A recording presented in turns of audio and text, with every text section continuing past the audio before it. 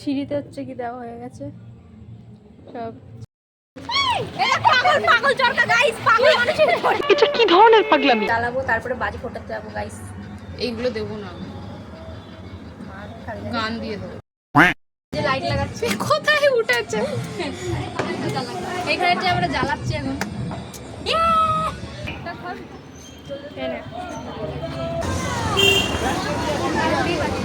আবার বিড়ি বাজি এই দেখুন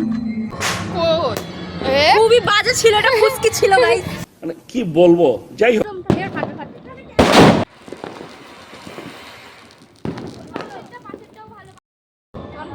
হ্যাঁ, তুই কোথায় ছুড়বি এটা?